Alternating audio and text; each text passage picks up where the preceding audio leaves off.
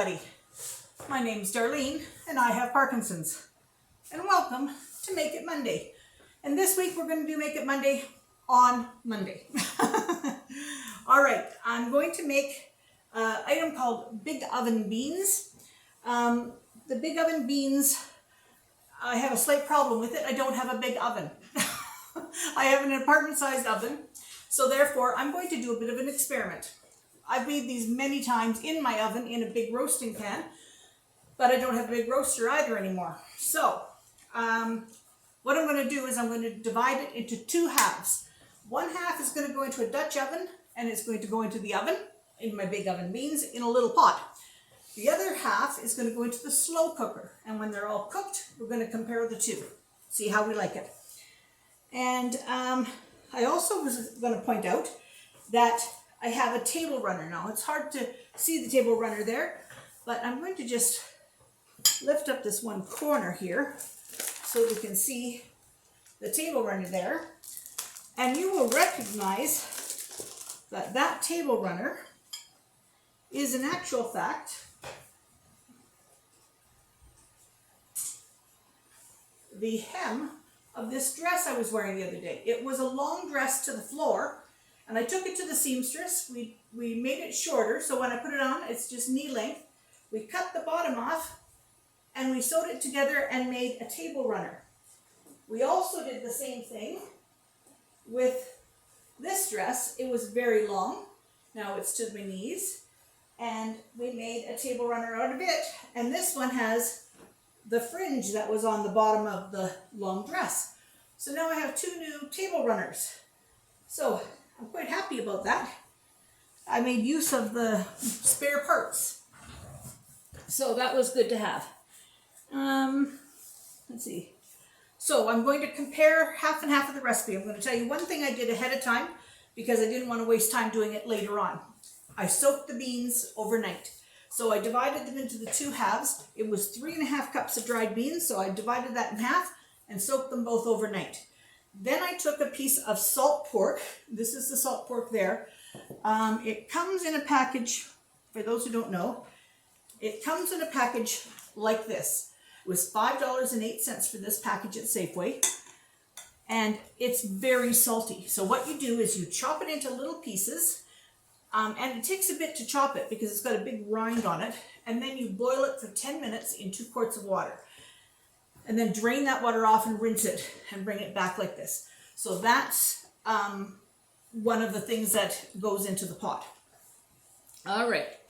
But I wanted to have that done ahead of time, okay? Then the other thing I'm going to do is, everything is going to go into the pots. So if you're making it in one batch, it says put it in 10 cups of water. So I didn't put 5 cups in each one, I put 6 cups in each one, because when I put the 10 cups in the roaster, after a while it goes down and I have to add a little bit more. So I thought I'm going to do 6 and 6. So what I'm going to do is I'm just going to put half of this in each one of these things. I'm going to mix them up here, and then I'm going to just take them and dump them by the stove, okay? Now, for seasonings. Oh, I left the salt out. There's salt in this recipe. When I put this recipe down below, I am not going to put the salt in because, believe me, your pork is salty enough. Now, if you don't like salt pork or you don't have it, you can put ham, you can put a couple strips of bacon, but the salt pork really does flavor it nicely. Seasonings. I've got in each of these for half, okay, I've got a tablespoon of brown sugar. I've got a half a teaspoon of dry mustard. I've got, you know what? Do I have, you know what? I'm going to have to go and remeasure this. I think I put the full amount in each of these things. I'm going to go measure this. I will be right back.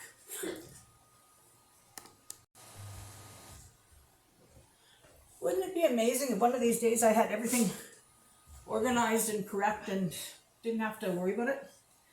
Crazy. What I had done is I had put the full recipe of spices in and I only needed to do half of it. So in each one of these containers, the full recipe says 2 tablespoons of brown sugar, so I got 1 in each. 1 teaspoon of dry mustard, so I've got a half a teaspoon in each. A teaspoon of baking soda, I've got a half in each. And that's it. So I'm going to put that in there. Oops.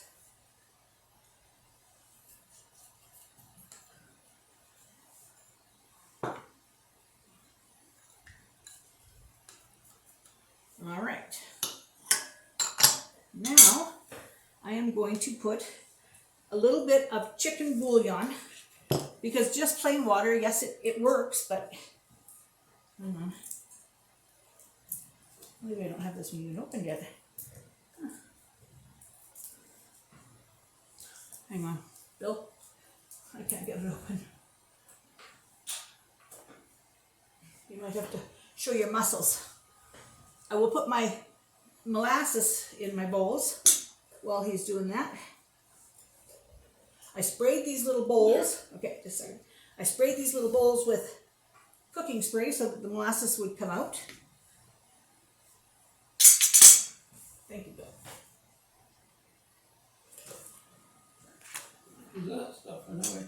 Better than bouillon. This is chicken stock, but it's, if you look at it, it comes like in a paste here, so it's strong. You don't use as much. It makes it taste like slow cooked. And at Costco, you get this big container of it, and at the other stores, you get a small container for the same price. Okay, so there's that. Now, I'm going to, while I'm chopping the onions, I want to just tell you a little story about Cal. Hang on. There. Tell you a little story about Cal.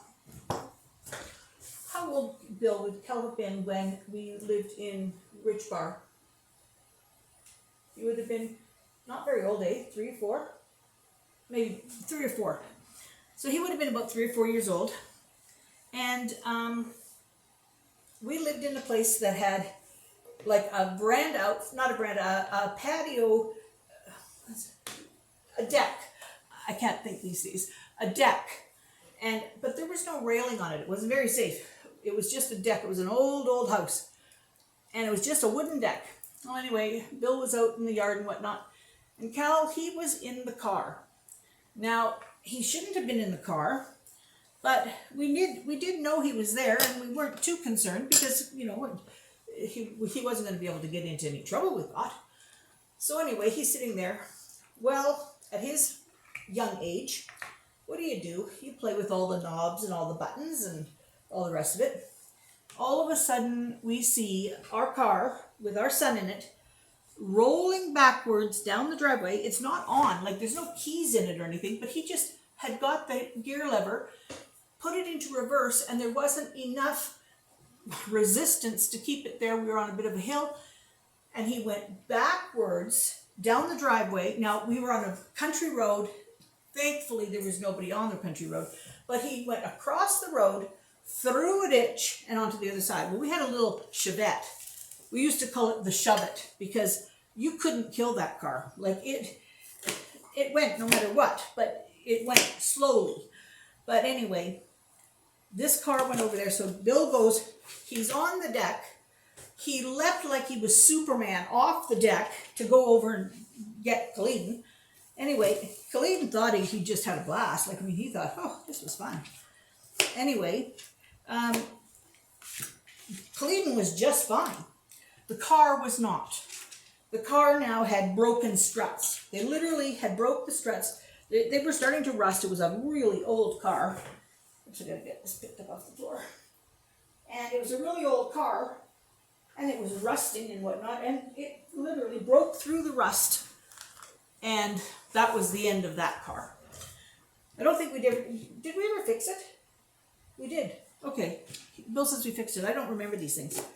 But anyway, I couldn't believe it. So I said I guess he was destined to like driving because he started it at a very young age.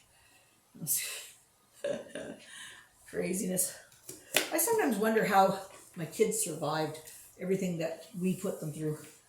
It's like, back then, honestly, people didn't think about safety the way they do now.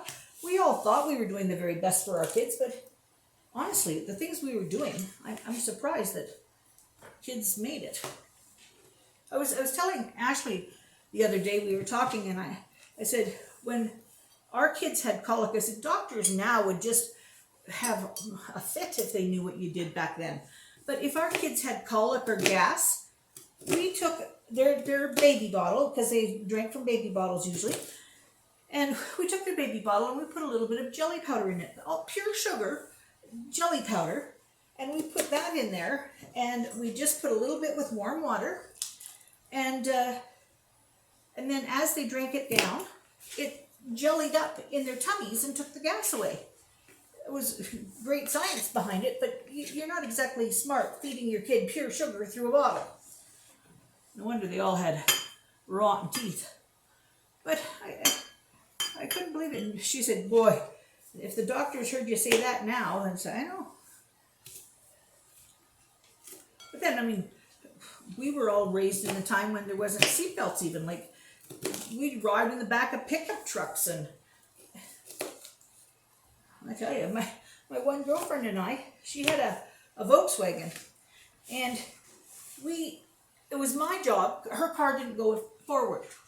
So it was my job, no, her car did occasionally go forward, but sometimes it didn't. Sometimes she had to drive in reverse.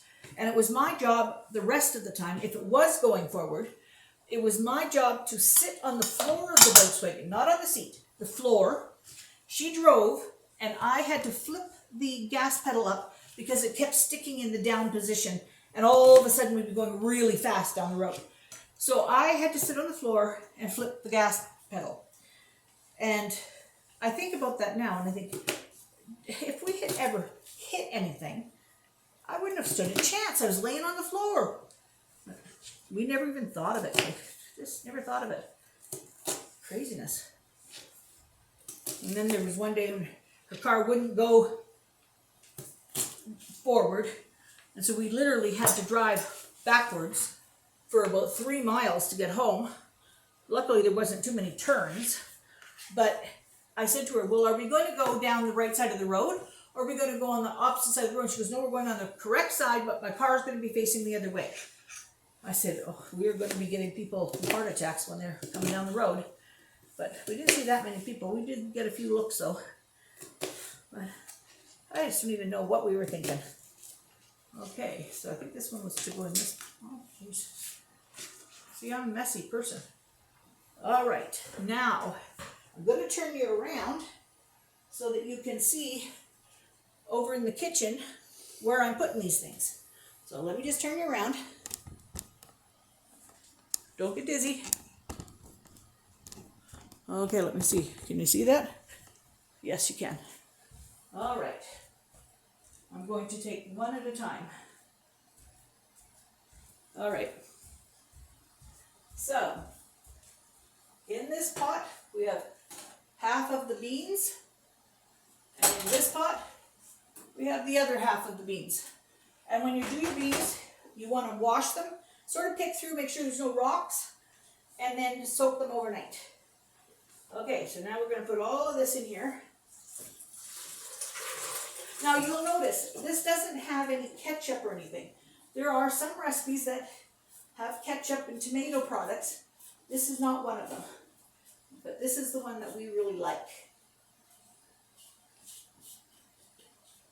All right. So, I'm just going to turn this oven on. I should have had it warming. I'm going to turn it on 350. Now I'll bring the other bowl.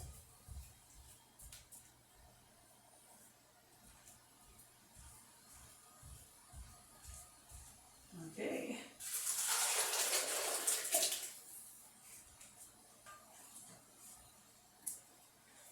This is kind of good because I had no pot. Last night I was going, oh no, I've given all my big roasters away because I don't roast anything big anymore. So I've given them all away. So now if I get moved into the same house as Claudine, I've got all her stuff that I can use too. So, all right, I'm going to give this a stir. And I'm going to give this one a stir. And I'm kind of a purist. I don't put anything else much in it. There are people that put, at one time I put mushrooms in it. It was delicious, but it just didn't have the regular flavors. I said, no, I want to keep it a purist. So, all right, I'm going to just wipe my hands. So this one's going to go into the oven at 350 for about 4.5 hours.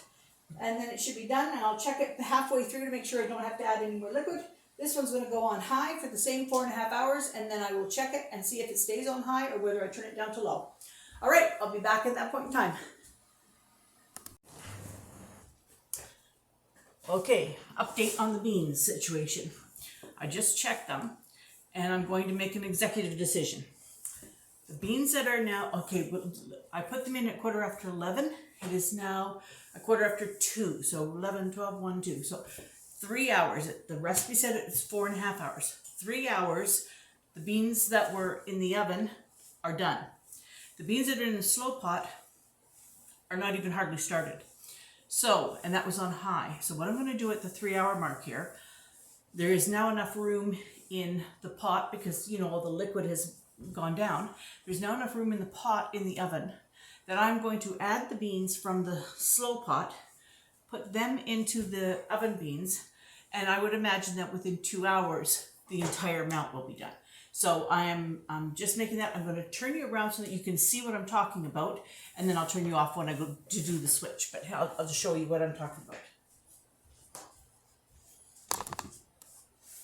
I wondered how it was going to do with the slow pot because I didn't think it was going to be hot enough to get them cooked.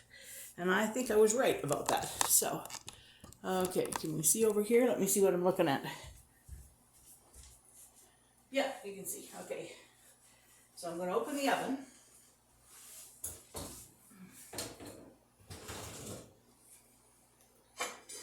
Now, if we take our spoon, I'm going to show you.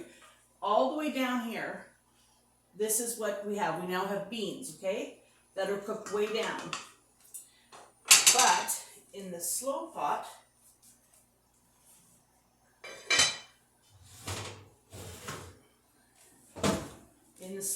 here,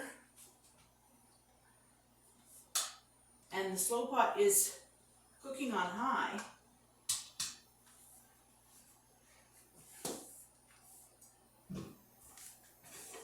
I don't know if you can see this. No, you can't. So let me, just a moment. I'm gonna unplug you a little bit over here.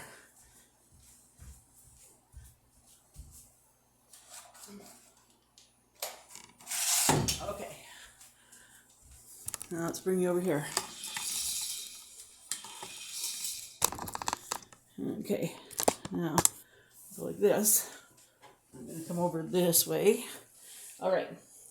If you look here, this is just liquid.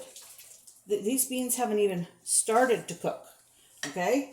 So those definitely have to be cooked. So I'm going to put them in this pot and cook them all together. So now we know. Okay, I'll be back.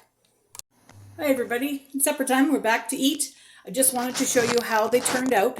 So, okay, there's the pot full of the beans. Now, we're going to go here. Now, I made these giant buns overnight because I was awake all night. So I made them overnight.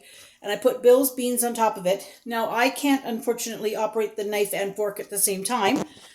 So mine, I had to cut my bun into little pieces, and I will put my beans on top of it. But I just thought I'd show you how we're just having the buns with the beans. All right, so that's it for Make It Monday. Sure hope you try making these. Obviously not in the slow pot, in the oven. And we'll talk to you all tomorrow.